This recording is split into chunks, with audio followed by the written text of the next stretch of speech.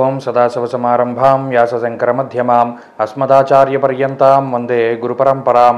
జ్యోతిషశాస్త్రాన్ని భావితరాల వారికి ప్రసాదించిన ఋషుల యొక్క పాదపద్మాలకి నమస్కారం చేసుకుంటూ, అలాగే నాకు ఈ జ్యోతిష విద్యను నేర్పిన గురువర్యులు జ్యోతిష బ్రహ్మ కీర్తిశేషులు శ్రీ ఈరంకి సూర్యనారాయణమూర్తి గారు సూర్యశ్రీ దైవజ్ఞ గారి యొక్క పాదపద్మాలకి నమస్కారం చేసుకుంటూ, ఓం శ్రీ మహాగణాధిపతి నమః, శ్రీ గురుభ్యో నమః, హరి ఓం.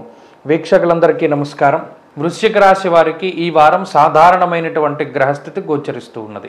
అయితే ఈ రాశి వారికి గత వారంతో పోల్చుకుంటే అనుకూలించేటువంటి గ్రహాల యొక్క సంఖ్య పెరిగింది. గురుడు అనుకూలంగా ఉన్నారు, శుక్రుడు అనుకూలంగా ఉన్నారు, చంద్రబలం ఉన్నది, కుజబలం ఉన్నది. ప్రధానంగా 4 గ్రహాల యొక్క బలాలు ఇవి చతురంగ బలాలుగా ఉపయోగపడతాయి. అంటే ఒక రాజుకి చతురంగ బలాలు ఎంత గొప్పగా పనికొస్తాయో ఈ 4 గ్రహాలు అంత గొప్ప ఫలితాన్ని ఇస్తాయి. అందులో ప్రధానంగా రాశ్యాధిపతి కుజుడు అనుకూలించడం, షష్ఠ స్థానముందు కుజుడు ఆయన గొప్ప విశేషమైనటువంటి శుభఫలదాత.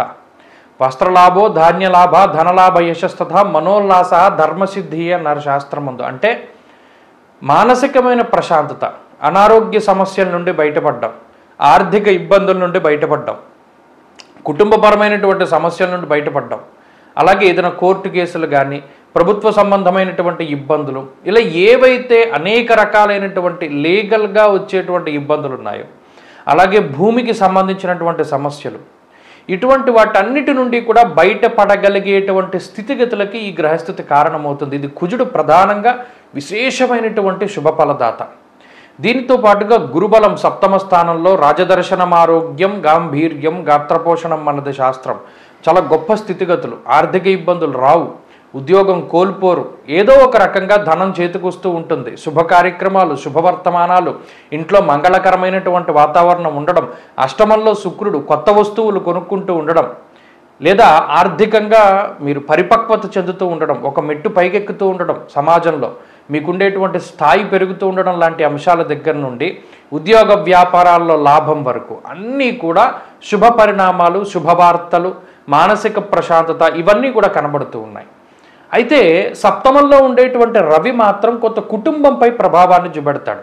అనగా సామంత జన విద్వేష దారాపీడా సుతామయం అంటూ ఉన్నది శాస్త్రం. అంటే అటు జీవిత భాగస్వామికి, పిల్లలకి ఏమైనా కించిత్ అనారోగ్యపరమైనటువంటి సూచనలు, ఇలా కుటుంబ సభ్యులకు ఉండేటువంటి అనారోగ్య సమస్యల వల్ల మాత్రమే ఈ వారం కొంత ఇబ్బంది పడతారు మానసికంగా. కానీ మిగతా అన్ని పరిస్థితులు కూడా వృశ్చిక రాశి వారికి సానుకూలంగానే ఉన్నాయి.